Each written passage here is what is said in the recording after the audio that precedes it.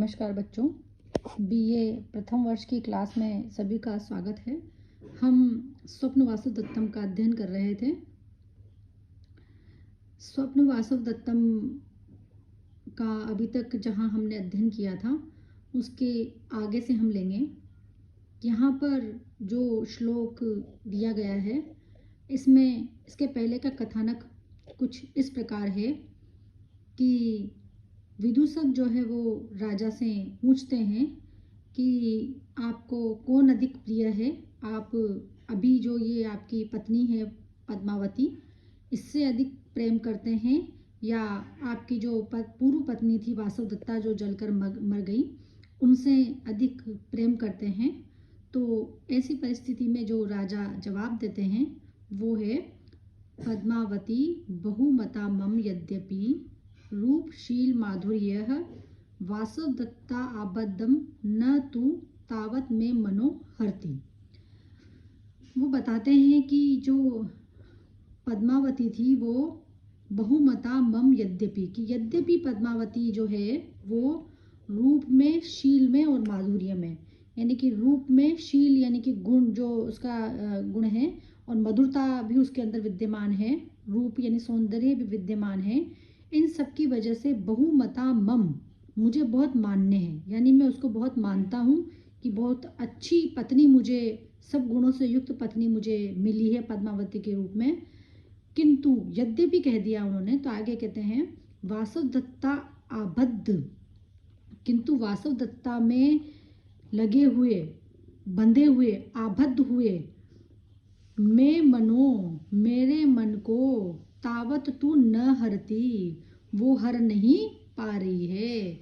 कहने का तात्पर्य यहाँ पर राजा कहते हैं कि यद्यपि मैं पद्मावती का बहुत ज़्यादा सम्मान करता हूँ क्योंकि वो सारे गुणों से युक्त है, जो गुण एक पत्नी में होने चाहिए वो सारे गुण हैं, किंतु फिर भी अभी मैं वासुदत्ता के प्रेम से पूरी तरह बाहर नहीं निकल पाया हूँ। तो मेरा जो मन उसके प्रेम में लगा हुआ था वो उसको अभी भी उस मन को वो हर नहीं पा रही है, पद्मावती उसको हर नहीं पा रही है। इस प्रकार का जवाब राजा देते हैं और ये बात वासुदत्ता भी सुन लेती है। और इसके पश्चात आगे का जो कथानक चलता है उसमें इस प्रकार की बातचीत चलती है विदूषक और राजा के बीच में कि विदूषक कहते हैं कि मुझे तो पद्मावती भी अच्छी लगती है, लेकिन वासुदत्ता के हाथ के खाने का स्वाद मैं भूल नहीं पा रहा हूँ। तो राजा एकदम से कह देते हैं कि ठीक है, मैं ये सारी बातें जो है महारानी वासुदत्ता को बता दूंगा। फिर एकदम से विदूषक कहता है कि कहाँ है वासुदत्ता, वासुदत्ता तो मर गई। तो राजा एकदम चौंकते हैं और चौंक करके जो है कहते हैं कि अनेन परिहासेन व्याक्षिप्तम मे मनस्तव्या ततो वाणी तथैव इयम पूर्व अभ्यासे निसृता। कि ये जो परिहास चल रहा है, हम दोनों के बीच में जो मजाक चल रहा है, इससे व्याक्षिप्त हुआ, इससे व्याकुल हुआ जो मैं मनः, मेरा मन है वो, ततो वाणी तथैव, मेरा मन हमारे इस हास परिहास से जो हम वासुदत्ता से संबंधित बातें भी जो कर रहे हैं, इन सब बातों से मेरा मन व्याकुल हो गया है। इसीलिए पूर्व अभ्यासेन, पहले के अभ्यास के समान, कि पहले मैं जिस प्रकार वासुदत्ता का नाम लिया करता था कि मैं ये वासुदत्ता से कह दूंगा, वो कह दूंगा, तो पूर्व के अभ्यास के कारण ही तथैव वाणी निसृता, वैसी ही यह वाणी मेरे मुंह से निकल गई। एकदम से राजा को अफसोस होता है, दुख होता है। ऐसा हमारे दैनिक जीवन में भी होता है कि अगर कोई अचानक से हमें छोड़कर चला जाता है तो हमारे मुंह से उसका नाम गाहे बगाहे निकलता ही रहता है।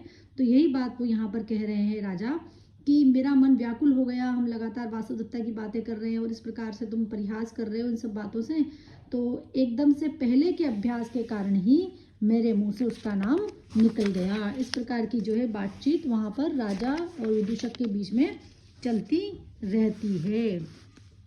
तब विदूषक उससे कहता है राजा से कि आप धैर्य धारण करें, भाग्य के आगे किसी की नहीं चलती है, भाग्य सबसे महत्वपूर्ण है और ये भाग्य का ही लेखा था कि वासुदत्ता आपको छोड़कर चली गई या मर गई, तो आप धैर्य धारण करें। तब राजा उससे कहते हैं विदूषक से कि तुम नहीं जानते मित्र, दुखम त्यक्तुम बद्ध मूल अनुरागः स्मृत्वा स्मृत्वा याति दुखम नवत्वम यात्रा त्वेषां यद विमुच्य इह वाष्पम प्राप्त अरण्य याति बुद्धि प्रसादम। वो उसको बताते हैं कि किस प्रकार से दुख खत्म नहीं हो सकता और बार बार याद करने पर दुख फिर से लौट करके आ जाता है। लेकिन ये जरूर है कि वो उनको रोना आ जाता है राजा को, वासुदेवता को याद करते हुए। तो वो कहते हैं कि रोकर के कुछ दुख को कुछ मैं हल्का कर सकता हूँ, उस ऋण से दुख के ऋण से कुछ समय के लिए छुटकारा अवश्य प्राप्त कर सकता हूँ और अपनी बुद्धि को कुछ शांत कर लेता हूँ। बाकी मुझे अभी भी वासुदेवता की उतनी ही याद आती है। बद्ध मूल अनुराग, कि जिनका प्रेम अच्छी तरह से बंधा हुआ है, ऐसी परिस्थिति में त्यक्तुम, उस अनुराग को, उस प्रेम को त्यागना दुखम, बहुत कठिन है। उस प्रेम को त्यागना अत्यंत कठिन है, मैं उसे त्याग नहीं पा रहा हूँ। स्मृत्वा स्मृत्वा याति दुखम नवत्वम, कि बार बार याद करके मेरा जो दुख है वो नवीन हो जाता है। कौन सा दुख?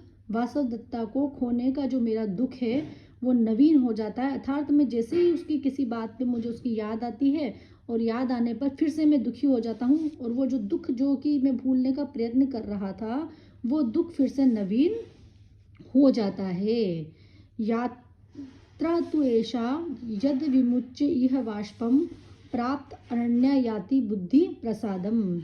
आगे वो कहते हैं कि ये तो संसार की यात्रा है, ये तो है ही ऐसी कि इसमें क्या होता है, विमुच्य यह वाष्पम, यहाँ पर हम आंसू बहा करके प्राप्त अरण्य, अपने ऋण से मुक्ति पा करके बुद्धि प्रसादम, बुद्धि को कुछ प्रसन्न कर लेते हैं, कुछ शांत कर लेते हैं। कहने का तात्पर्य यह है कि संसार की यात्रा तो ऐसे ही चलती है, जो चला गया वो वापस लौट करके तो आता नहीं है।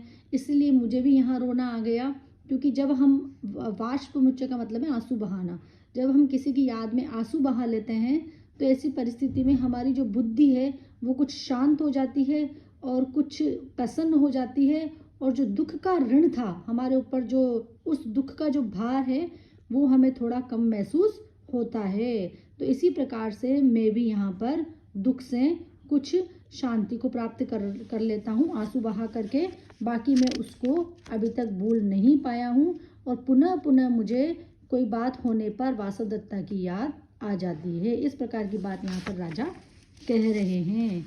इसके बाद क्या होता है कि वहाँ पे रानी पद्मावती आ जाती है और पद्मावती पूछती है, भाई क्या हुआ, आपकी आंखों में आंसू कैसे हैं? तो विदूषक कहता है कि कोई इनकी आंखों में जो है काश पुष्प का कोई कण गिर गया इसलिए आंसू आ रहे हैं, और ये सब बातें वो चलती रहती है।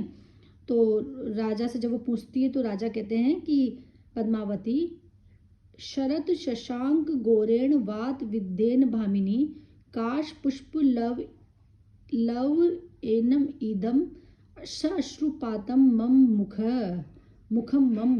वो क्या कहते हैं कि शरद शशांक गोरेण, शरद काल के चंद्रमा के समान श्वेत वर्ण वाला, वात विद्येन, हवा के द्वारा, वात यानी हवा, हवा के द्वारा विद्येन, विद्य किया गया, हिलाया गया, काश पुष्प लव, काश के पुष्प का कोई टुकड़ा, ईदम यह है, मतलब यह जो टुकड़ा है मेरी आंखों में कोई शरद काल के चंद्रमा के समान श्वेत वर्ण वाले, काश का पुष्प जो है एकदम श्वेत वर्ण का होता है। तो कि हे भामिनी, शरद काल के चंद्रमा के समान कोई श्वेत वर्ण वाला काश के पुष्प का कोई टुकड़ा है, कोई लव है, लव यानी टुकड़ा, जो कि मेरी आंख में गिर गया है, जिससे अश्रुपातम मुखम मम, जिससे कि मेरे मुख पर अश्रुपात हो रहा है, अर्थात उसकी वजह से मेरी आंखों में से आंसू, आंख में कोई भी चीज़ अगर चली जाती है, छोटा सा तिनका भी चला जाता है तो आंसू आते हैं। हालांकि यहाँ पर राजा जो आंसू बहा रहे थे वो वासुदेवता की याद में बहा रहे थे, किंतु वो बहाना बना देते हैं कि काश पुष्प का टुकड़ा चले जाने से मेरे आंसू आते हैं। और फिर वो आत्मगतम, अपने मन में क्या कहते हैं, इयम बाला नवोद्वाहा सत्यम श्रुता व्यथा व्रजेत कामम धीर स्वभावस्य इयम स्त्री स्वभावस्तु कात्रः।